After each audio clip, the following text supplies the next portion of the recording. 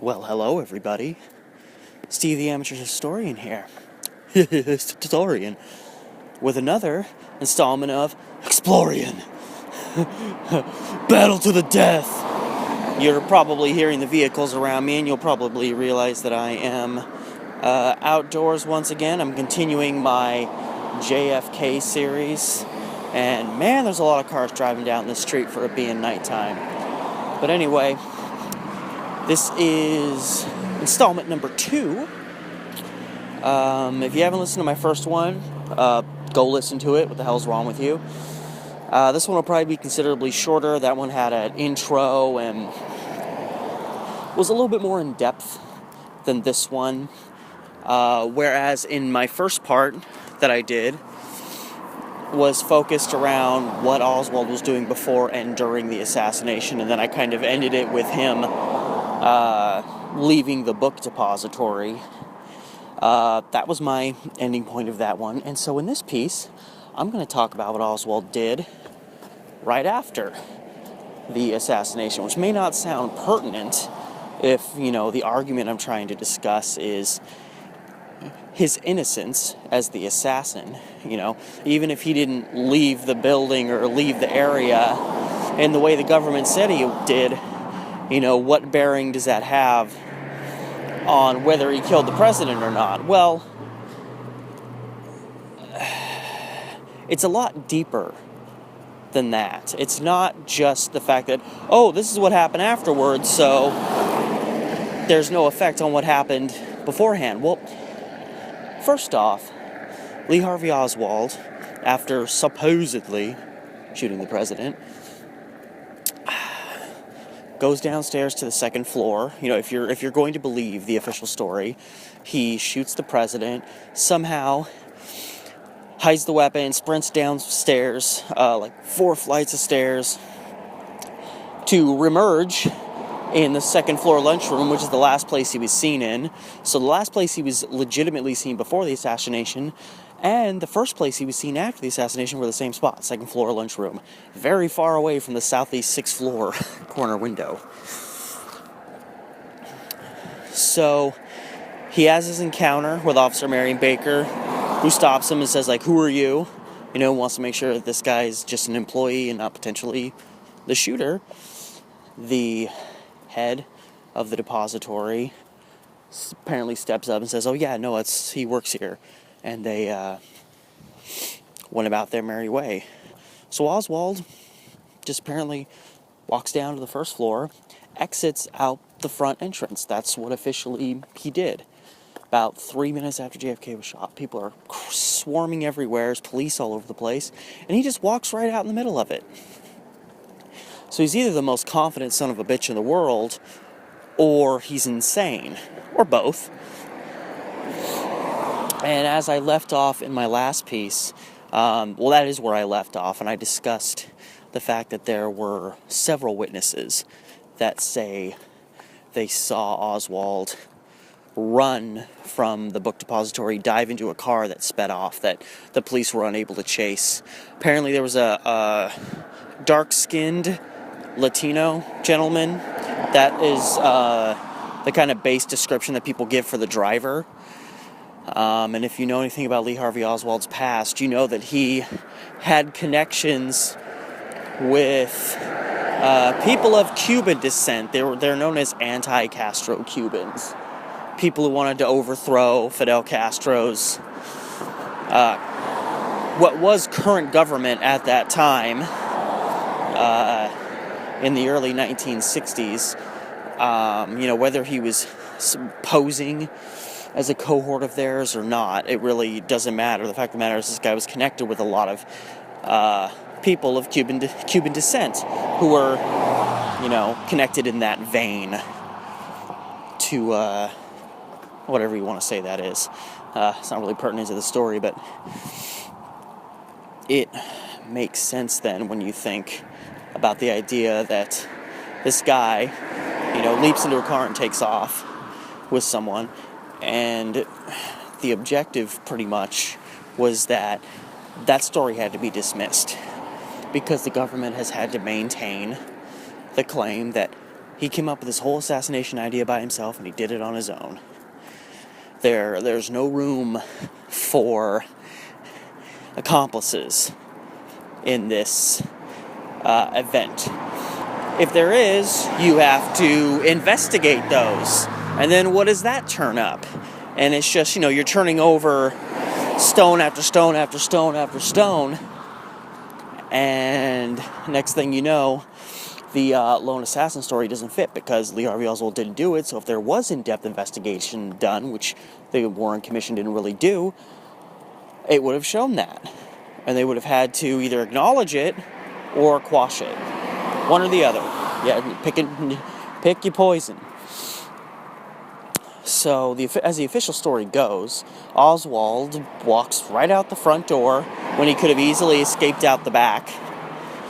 And he starts walking away from the building, and he's staying along Elm. He walks a few blocks down and boards a city bus, presumably leaving the area. But what's weird is he boards a city bus that's going in the opposite direction he was walking away from. This bus is going down Elm back into Dealey Plaza, right by this Texas School Book Depository where this assassination event occurred. So why would someone who's trying to get away from an assassination scene that he created, why would he be getting on a bus that's just taking him right back into it? But officially, that's what he did. The bus made it a few stops and then got stopped up and all the, chaos that was going on there. Bus became stranded. He got off.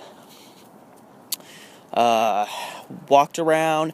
Tried to hail a cab. He apparently gave the first cab that came up to an elderly woman and then took the next cab that came along, which again, if you're trying to get the hell out of this place and preserve your freedom, why are you offering up the first cab that pulls up to a little old lady? Alright, it's not like she's going to overwhelm you with her strength and take the cab from you. Even in the official story, it looks like he really wasn't trying that hard to get away. So, he manages to get a cab. He wants the cab driver to take him out to his rooming house, which was in a suburb of Dallas known as Oak Cliff. Kind of poor, seedy area. I've gone on Google Maps and looked at the area, and it's even today still kind of a sketchy, seedy area. But he was working a job where he made $1.25 an hour. You can't really find yourself high-grade, sophisticated lodgings for $1.25 an hour job. So he was renting a rooming house out there. It's about 4 miles, I believe, south of downtown Dallas. Dealey Plaza was right in that vicinity. So he has the cab driver take him 4 miles, but then he has the cab driver drop him off several blocks from his rooming house so that he has to walk the rest of the way to get there. Which, another thing that just doesn't make any damn sense. But he does it apparently, officially. And then he finally arrives at his rooming house at approximately 1 o'clock. That's pretty set in stone because the woman that ran the house saw him come in and she was able to pinpoint when, the approximate time, within a couple of minutes, when he arrived. And it's been approximated that it was almost exactly 1 o'clock. Coincidentally, the exact moment when JFK was legitimately pronounced dead. So, a little interesting. And that's the official story of how he got from his workplace to his rooming house. And he would have had to have done all this in 27 minutes approximately because he left the book depository officially at 12:33 p.m., arrives at his rooming house at 1 o'clock p.m. So you got 27 minutes for him to leave the book depository, walk several blocks to catch a bus, be on the bus for a little bit, then it gets stranded, he gets off the bus, has to meander about to get a cab, gives the first one away, gets a cab, and then that cab drives, 4 some miles, and then drops him off, not even at his rooming house. He's still a few blocks away. And we are to believe this all happened in 27 minutes. And my God, there's a lot of traffic out tonight. We're to believe this all happened in 27 minutes.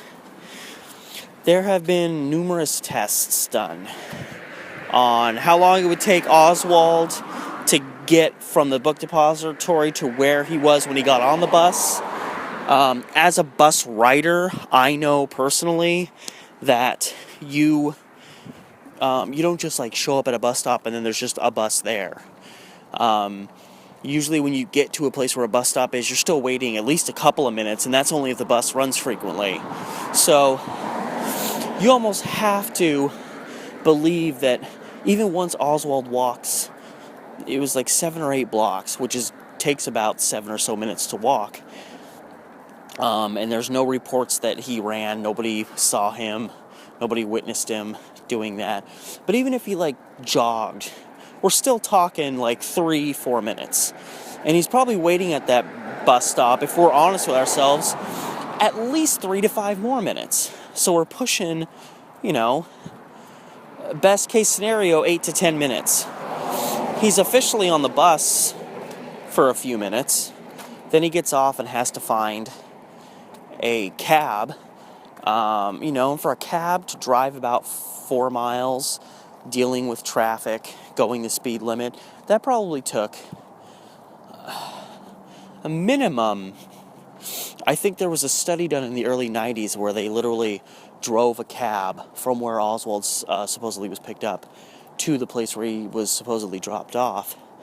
And they did it with barely any traffic, and it took 13 minutes. And literally they videoed the whole thing. So there wasn't we did the test and we kind of came up with this number. Don't ask any questions. But let's say they got lucky and they could do the trip in 10. Okay, we're still at almost 20 minutes. Minimum, 20 to 25 minutes. I mean, it's just, everything would have had to fall into place perfectly. There would have literally had to be no obstructions for Oswald to make it in even a half an hour. And the numbers I'm throwing at you are the extremist of devil's advocate possibilities. And the fact of the matter is, numerous time tests have been done, and it was just not feasibly possible for Oswald to make it that far, in that much time. But the government says he made it. I think the government even said that Oswald was able to do that 4-mile car ride in 6 minutes. Which, no. Stoplights, traffic, lane changes, no. You're not going to go 4 miles in 6 minutes. Even if you blow a few stop signs, you're not going to make it that quickly. But beyond the timing issue, there's very shaky grounds by which you can argue Oswald was on this bus or in this taxi. The bus driver, from what I've heard, couldn't identify Oswald. There was only one person that could identify Oswald as being on the bus, and this woman was his former landlady. She was his landlady at an apartment house that he lived in for a week, and she saw him maybe once or twice. And yet here we are a good while later, and she's just able to recognize him, boom, like that. And of course she said what a lot of people said that didn't really ever apply, which was that Oswald was, edgy and nervous. She said his shirt was all disheveled. And yet everything about Oswald that day shows that he was calm, cool, and collected. Completely, entirely. There's not one coherent example of him being legitimately panicked. And yet, as in so many cases in this assassination, there's no viable witnesses, and then one pops up, and what they have to say doesn't match the facts. Also, Oswald's bus transfer, the little sheet, they hole punch it, things like that. I don't know how it is elsewhere, but up here in Portland, they stopped using those 2013. and now they just print off like a little square kind of piece of paper. It just says date, what the pass is good for, because we don't have zones up here anymore. Most big towns have zones, so you have to, stamp it for what zone you're in. It's a big stupid joke where like you go from one part of Portland to another, you have to like spend more money on a new pass. It was a joke, and I'm really glad they got rid of it. But anyway, that's a side story. So apparently, after Oswald is apprehended, his bus pass, his bus transfer is found on him. So you think, oh, well, there's valid evidence that he was on the bus. Well, the hole punch in it was not accurate. Where it like suggests the bus was going, where he was supposed to be on at, don't match. And what was most intriguing about this bus transfer is there was not a mark on it. There was not a frayed corner. There was not a fold, a slight tear, nothing. And yet, I'm jumping ahead in the story, and yet, officially, Oswald gets his bus transfer, gets on the bus, gets off, gets on a cab, goes to his rooming house, changes his clothes. I don't know if he changed his shirt, because apparently his transfer was found in the pocket of his shirt, but it is known that when he went into his room at his rooming house, when he came out, he was wearing different clothes. Now, he may have just thrown a jacket on over the shirt, but still, you're bending over, you're stretching your arms, you're putting new clothes on, and then he supposedly is moving along and then has to shoot a police officer, Officer Tippit. And then he runs frantically and ultimately makes it to the Texas Theater, a short distance away from where the shooting occurred. And then he has a scuffle with police before being grabbed and pulled back and taken downtown and just all this shit. And yet through all that, this thing didn't have like a mark or anything on it at all. That's completely impossible. It's laughable, to say the least. So as a piece of evidence, I think it's pretty clear that it was planted. So, when all is said and done, there's no undeniable proof that he was on this bus. And then the cab, that's a little bit more intimate. It's the driver and the passenger. You think the driver, who was named William Whaley, would be able to remember Oswald better. But from what I've gathered, he didn't identify Oswald as the guy that was in his cab, and he said what the guy was wearing in his cab was completely different from what Oswald was wearing.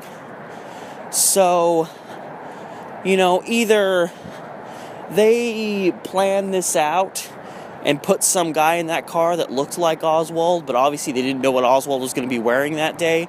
Probably didn't think it would be that big of a deal. They didn't think people would be investigating this thing as fervently as they are, even over 50 years later.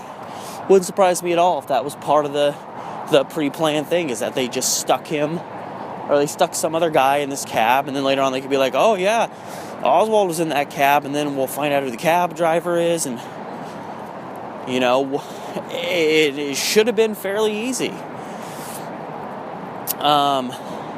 So there's no evidence that it was actually Oswald in the car, and the driver's description of what happened flat out doesn't suggest it was. It's insane.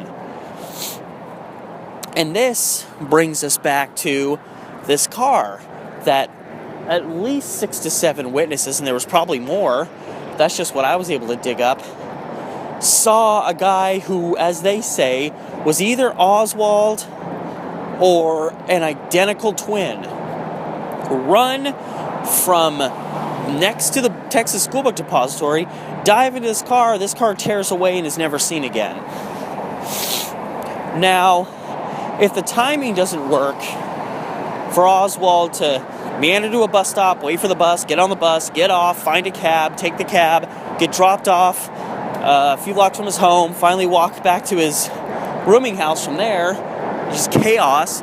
If that doesn't work time-wise, him getting picked up from the scene of the crime at around 12:40, that gives him 20 minutes to get transported by whoever this guy was that picked him up down to Oak Cliff to his rooming house. Now, driving 4 miles in 20 minutes, or, a few less, give or take, you got to give a few minutes for, eyewitness error. Was he picked up at, 12:40 or 12:42, And then, of course, you give a minute or two for him to get out of the car and arrive at his rooming house. You've still got like 15 minutes to go 4 miles. That's not only logistic, that almost fits perfectly. Like I said, when they did a test in the early 90s, driving a cab from where Oswald supposedly got on to where he supposedly got off, where he got on the cab was right next to Dealey Plaza. And he got dropped off, fairly close, a few blocks away from his rooming house, and that was in 13 minutes. So, you consider, a minute here, a minute there, it matches up pretty well. That whoever picked Oswald up, but again, government can't acknowledge that because that suggests other people's involvement. You are into conspiracy territory now, so they couldn't acknowledge that at all. Even though there's multiple eyewitness accounts as opposed to the mess of inconsistencies that exist with the whole bus-cab story. They have eyewitnesses to him getting into a car with someone. Unlike the bus-cab situation where it's practically impossible for him to have done all that in less than 30 minutes, getting picked up by a friend 10 minutes or so after the assassination, getting dropped off near his rooming house, fits almost perfectly. So, anybody with half a brain will acknowledge today that the best of all scenarios, even if you can't say it's 100% true, the best of all scenarios is that after Oswald, after the assassination, Oswald was lingering either in the depository or out back. Who's to really say? The last person there to see him supposedly saw him about 3 minutes after the assassination, and apparently he walked out the front entrance of the building. And maybe he still did, but for whatever reason, according to eyewitness accounts, Oswald was lingering in the area. I think, I've always felt Oswald had to have been connected in some way, or else he wouldn't have been picked to be the fall guy. And I referenced that in my last podcast that I did on this. So, because of that, there's lots of good reason to believe that maybe his level of connection was actually, he was involved in a realm where he was supposed to maybe help stop it from happening. There are people that are connected with him that have argued that point. He was there to try and stop it or have it aborted in some way. Or abort the mission. When I just say aborted, that can be taken the wrong way. I don't know. I'm outside and I'm cold and I'm confused.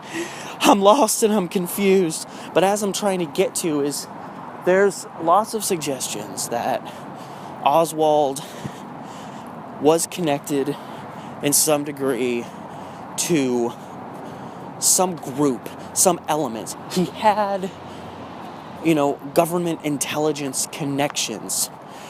And perhaps, he wasn't necessarily, at least by everybody involved. And again, I don't know about this. I'm just trying to understand the concept of him loitering near the crime scene and then being picked up, because that is the most legit explanation for what happened that exists. And it argues that he at least had some allies in this thing, because someone, once the assassination went down, barreled into Dealey Plaza, pulled up real quick, Oswald races out and dives into the car, and this guy tears away. Now, maybe that was part of the plan. These bits and pieces of the plan that Lee Harvey Oswald didn't know about.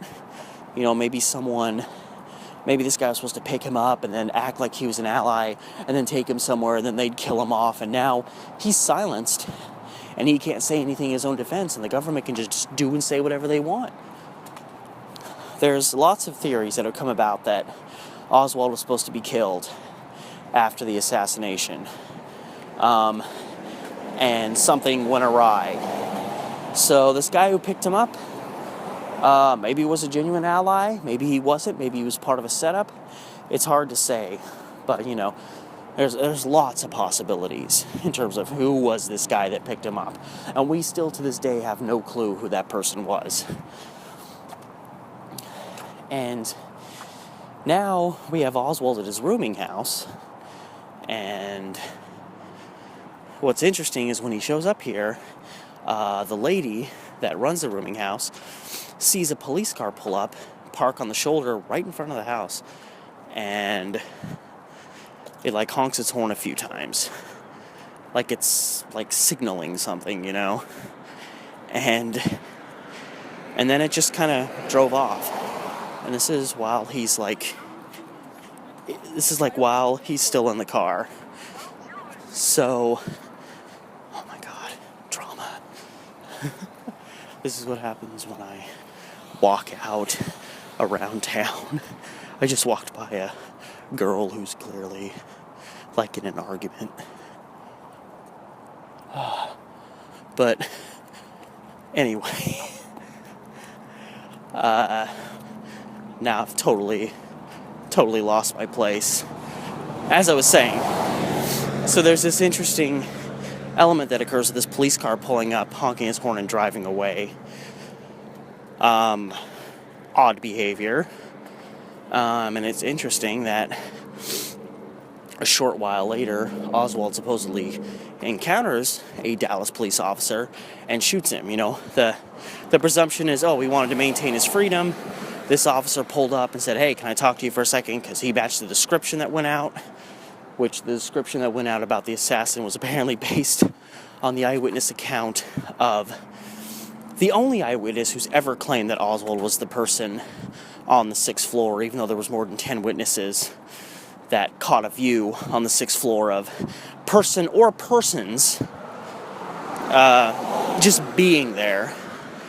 And the only guy that said, oh, it was Oswald, is of course the only witness that the Warren Commission relied on. He was literally referred to as their star witness.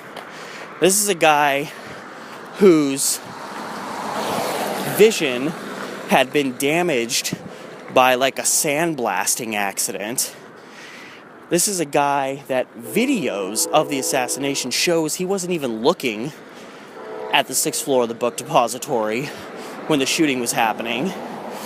And from his perspective, because the window where Lee Harvey Oswald supposedly shot from was just barely cracked open, like he wouldn't have seen anything. You know? He would have seen like maybe, you know, behind the gun, he would have maybe seen like part of his side or something. There was just nothing reliable about this guy. And he didn't identify Oswald in the lineup later.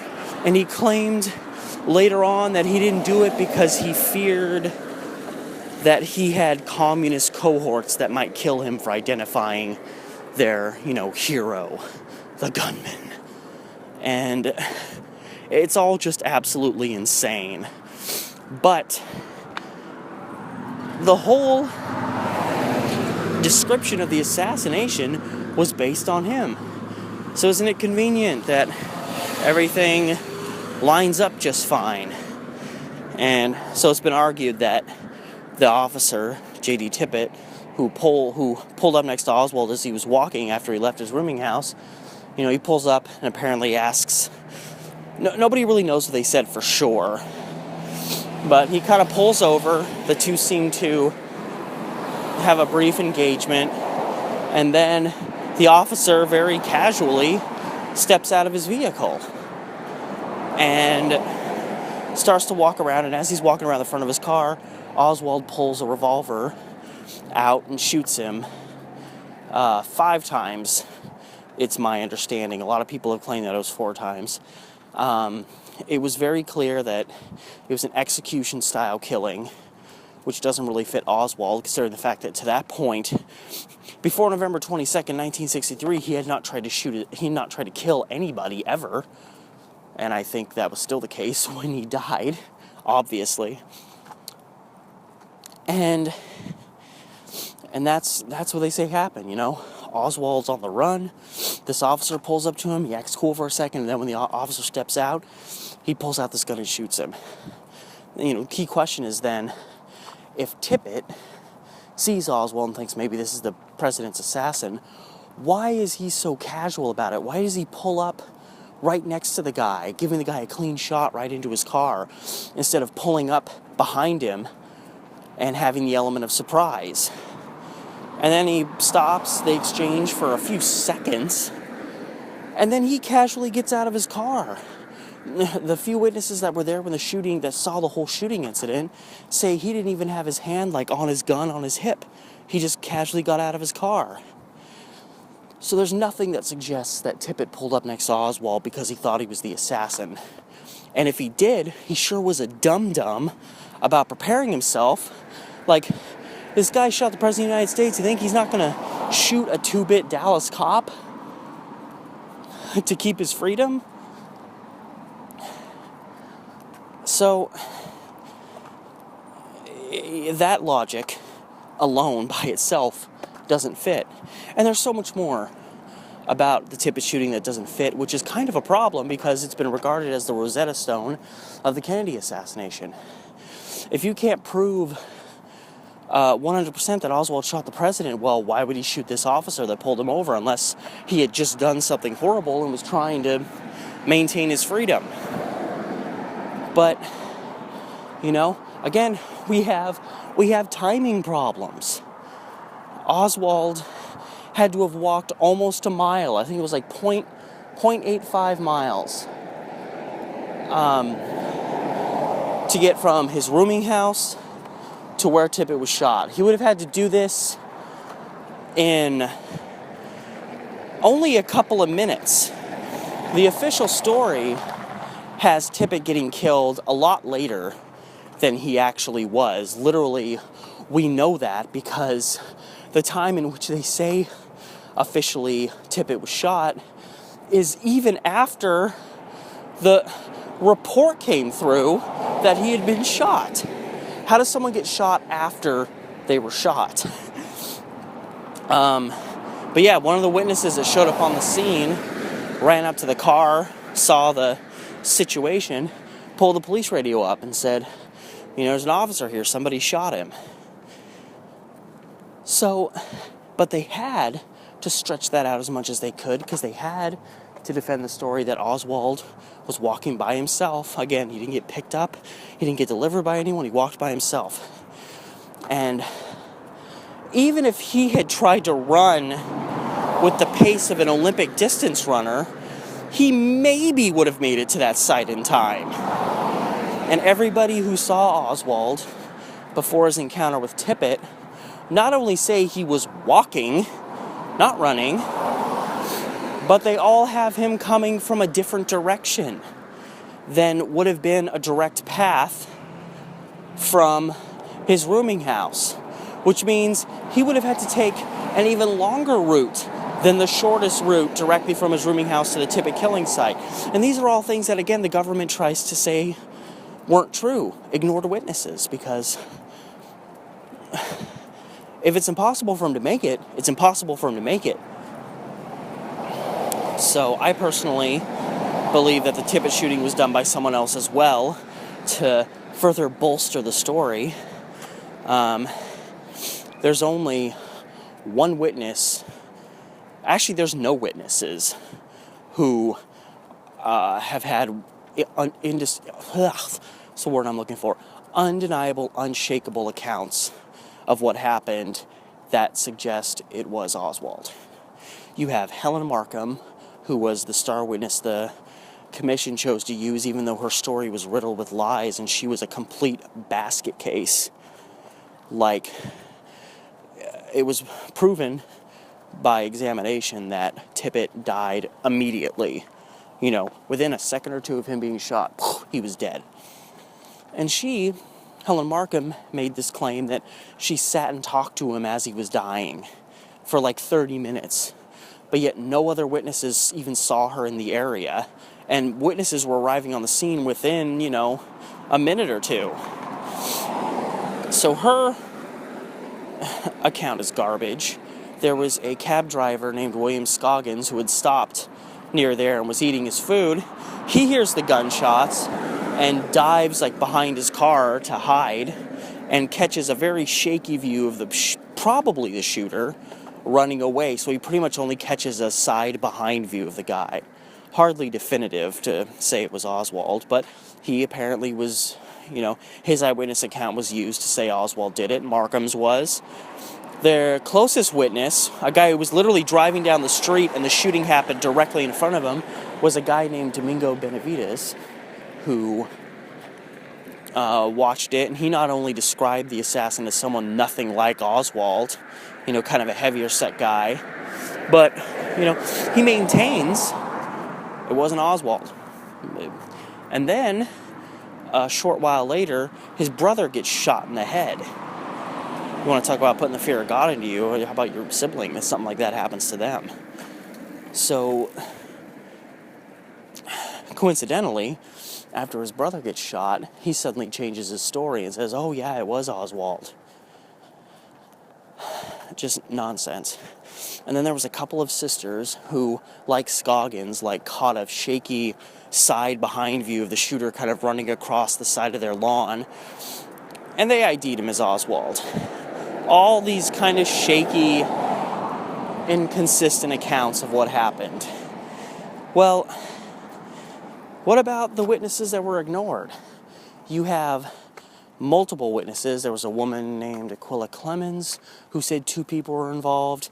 There was a few other witnesses that said the exact same thing. And that there was these 2 guys. They ran off in opposite directions. Multiple witnesses who were ignored stated that the shooter was heavy set, which Oswald wasn't. And, the shells found on the ground couldn't be tied to Oswald's revolver, which is only kind of a problem. I mean, the thing was a mess. Witnesses said that when Tippit pulled up next to the guy, he leaned on the side of the passenger side of his car, to look in at Tippit.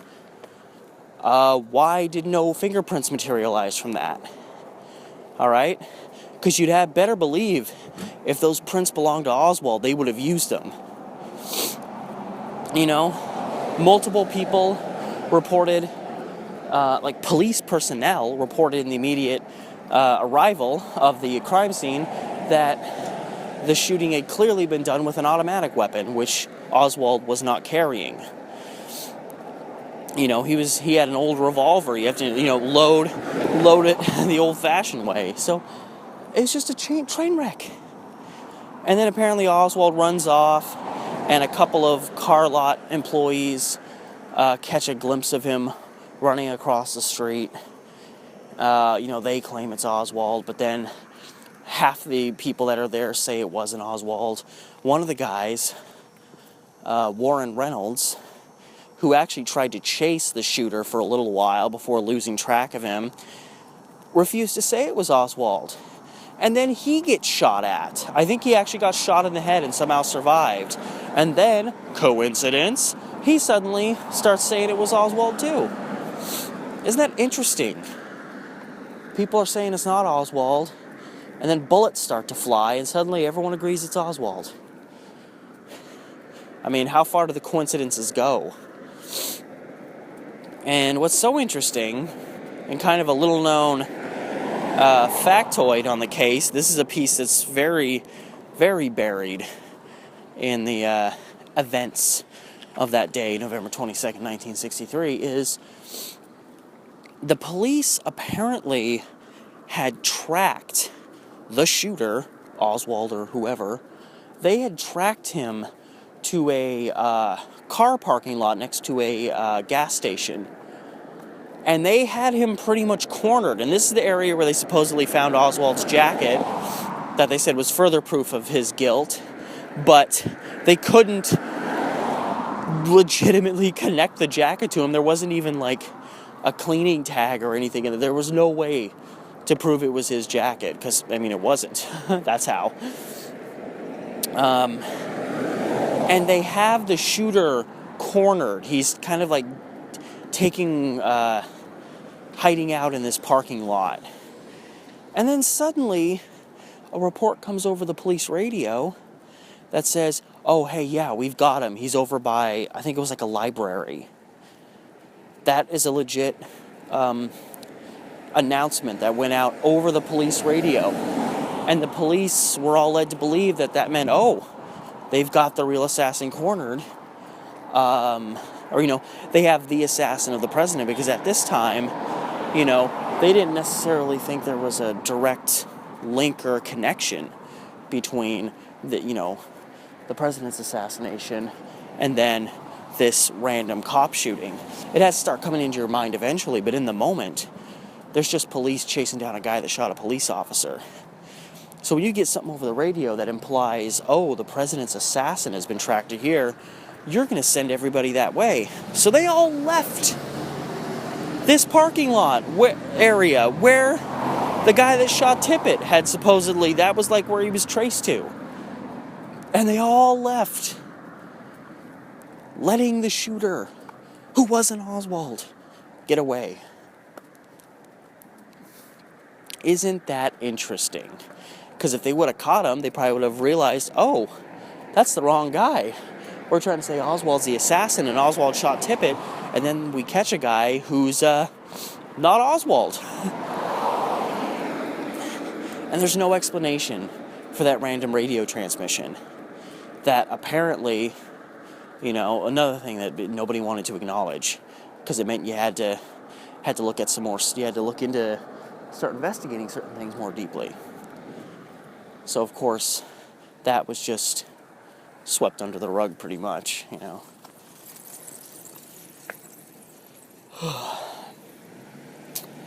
So, next thing we know is Lee Harvey Oswald is in the Texas theater. Now, what's problematic is, again, we have the Tippit shooting happening probably around sometime between 1:07 and 1:10 p.m. But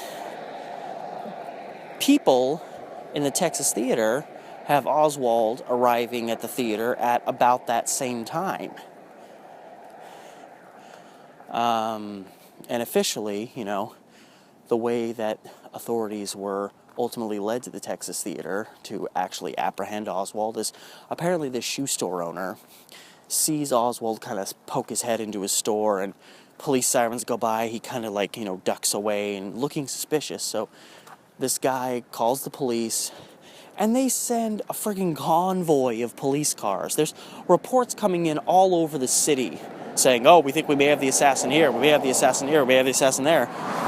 Nobody reported with the level, the fleet that was sent to the Texas theater. Just because this shoe store guy said, there's a guy over here who's acting kind of suspicious, like maybe it's your guy. And they sent several squad cars, endless supply of officers. It's almost like they kind of knew where they were supposed to go. Which I've always believed that Oswald was led to the Texas theater. He was probably told he was going to meet with someone there, or he was supposed to meet with someone there, and it was all just a sham, And he was led, right into the police's arms. He actually reportedly bought a ticket, even though there was an erroneous story that claimed that he snuck into the theater. Even though he's a guy that's trying to maintain a low profile, keep quiet, he has money to buy a ticket on him, but he sneaks into the theater, thus attracting attention to himself. I mean, none of it makes any sense. And obviously that was a decoy of some kind. Someone that wasn't Oswald slipping into the theater to attract attention that way. Because again, Oswald was there long before this happened. That's according to people who worked in the theater where he was.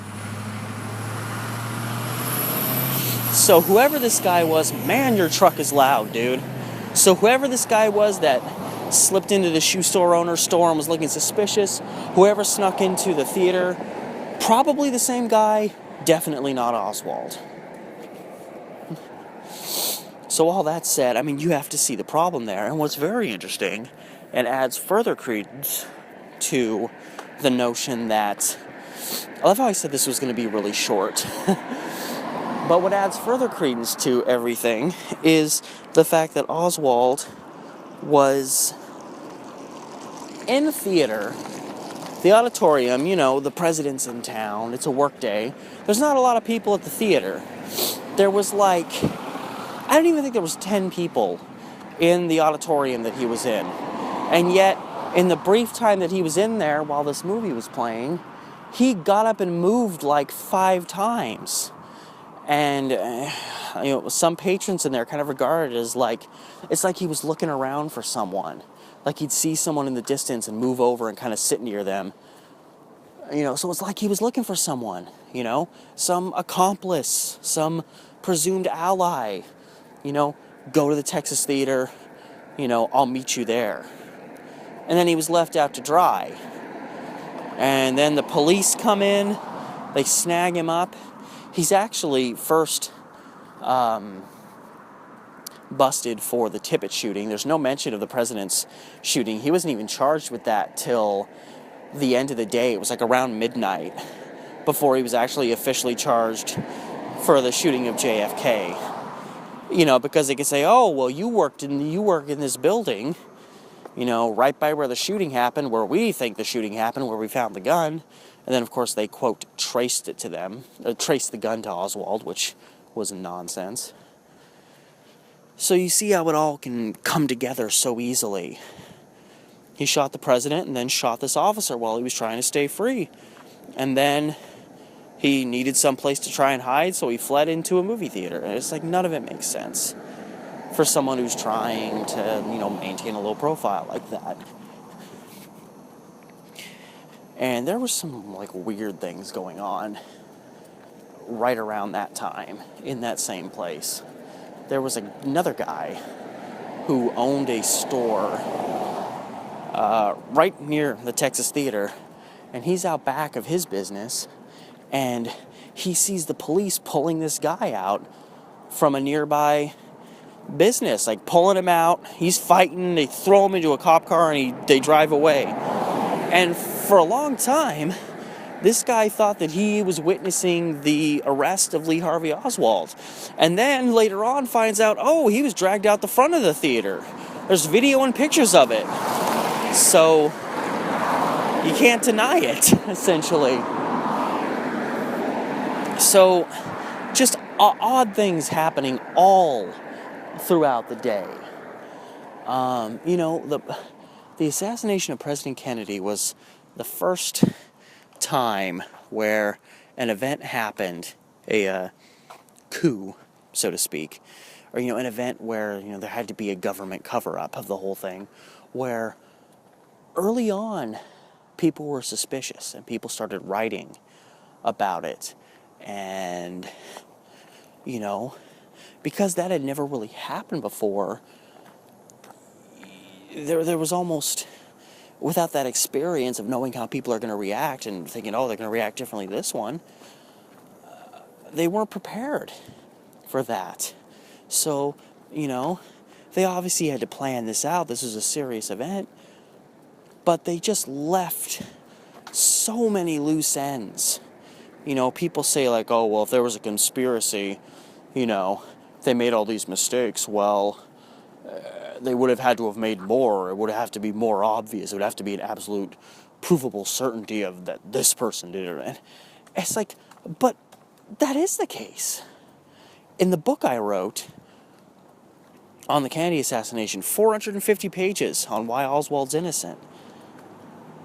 And not once do I pose an alternate theory. Not once do I say, oh, well, I think it was this guy.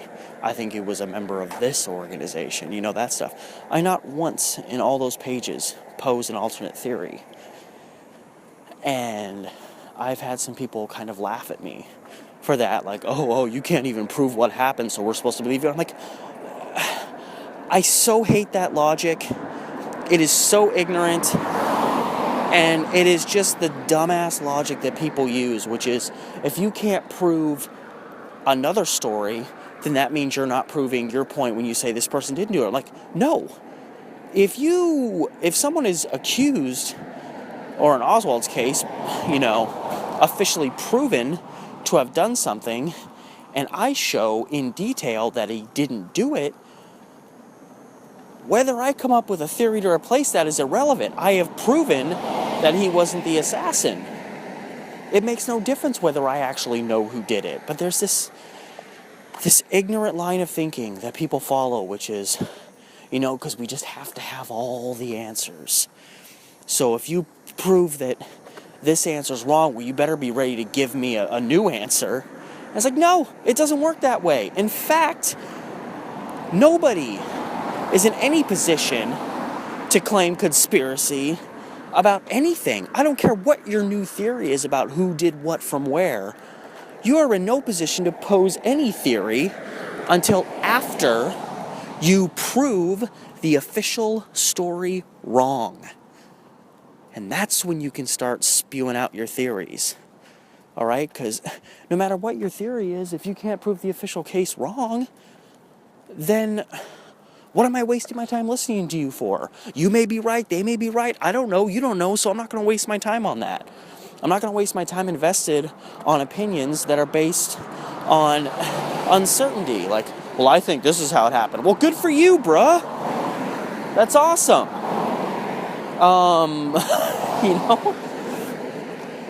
So, I spent a lot of time writing a lot of words arguing Oswald's innocence without posing another theory, because it's not necessary. And then, after Oswald is snatched by the police, he spends almost 2 days in their custody, being interrogated multiple times. The officers didn't record any of their interviews, and they got rid of almost all their notes. There's only a couple of handwritten notes left over. Suspicious much? Yeah. And then, November 24th, 2 days later, they're getting ready to finally move him from the police department cell that he was in to the actual city jail. There's police all over the place. They should be taking all precautions to protect him. And they let all these press people cram in there. And this guy named Jack Ruby leaps out from the bunch, not even a reporter, shouldn't have even been there, and shoots him right in the stomach. And Oswald's dead. And with that death, any chance of him ever arguing his innocence further, He wasn't there to speak for himself, so it was real easy to say that he did this and he did that, and he did A, he did B, he did C. So you see, beyond anything else, how important the aftermath of Oswald's actions are, to what he did before and during. I mean, if nothing more, it shows further conspiratorial activity, collusion by God knows how many people. And then he just gets nabbed under suspicious circumstances, and then he dies under pathetic circumstances. And on that note, I'm going to leave you with that to chew on for a little while and be back with a third episode. Delving more, from here on out, I'll be delving more into the real solid physical evidence of the case.